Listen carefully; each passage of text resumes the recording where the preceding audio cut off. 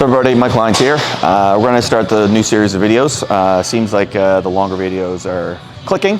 We're going to go over supersets. Today we're going to do arms since you guys really like the arm videos. So right off the get that we have a lot of new viewers.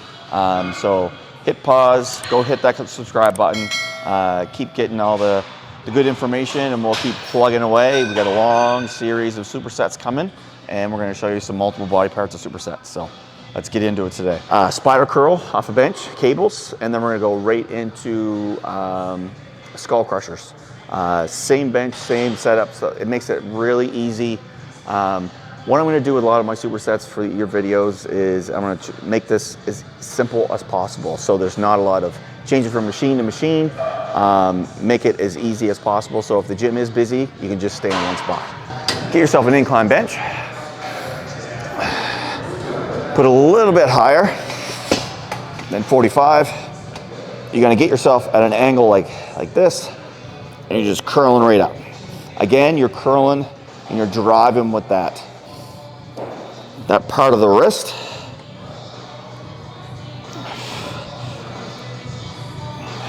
Rep range. First set, just get blood flow in it to do like close to 15. You can start increasing the weight and lower the rep range down to around 10 to 12. But you want to keep that range relatively high because you want to get as much blood in there as you can. So make sure you get that full stretch, full squeeze on each one. And then the transition, it's better if you have a partner. I'm going fairly light today just to demonstrate, but so basically what you're going to do, you're going to have yourself a seat and skull crushers.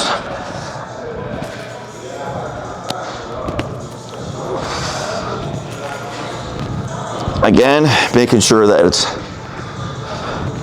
full stretch at the bottom, full extension, and your elbows are always pointed at the ceiling. So if I start to go like this, you're gonna crack yourself in the head with that cable, and that's what you don't want to feel. So it's going straight up behind your head.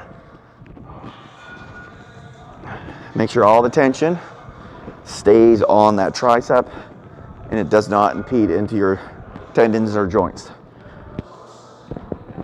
And again, rep range, you're gonna go 15 to warm up and drop her down, like get a little heavy, go down to the 10 to 12.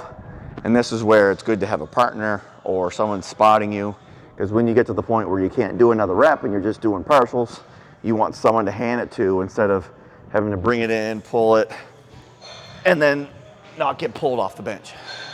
So common mistakes are everyone who tries to go heavy, start using momentum. That's why right off the get, I want to use something with a bench.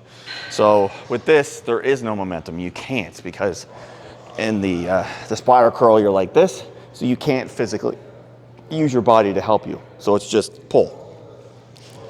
You're just breaking at the elbow, pulling your wrist to your face. So there's nothing you can do. You'd have to stand straight up. And the same with the skull crusher. You can't use momentum when your body is down here. The only real thing you can do is drop your elbow, and you're gonna start cracking yourself in the top of the head with the cable. That's a clear indicator that you're trying to manipulate your form. And when your form gets manipulated, that transfers all the weight from the muscle onto the joint, and then you're just running the risk of injuries, and it's stuff that you don't want to happen. So the big thing and the benefits with this is, and I've mentioned it before, is you want to think of your arms, because arms get used in big lifts with other body parts. So triceps with the shoulder press, bench press, all these presses, your triceps are getting used. Same with biceps, it's getting used with all your pulls, your big pulls, like your bent over row, one arm row, your biceps getting used. So with this day, if you're just doing an arm specific day, you want to do more higher rep, more volume, and just get as much blood in there. So think of your arm, the bicep and the tricep, as a balloon, and you just want to keep blowing that air into the balloon and expanding.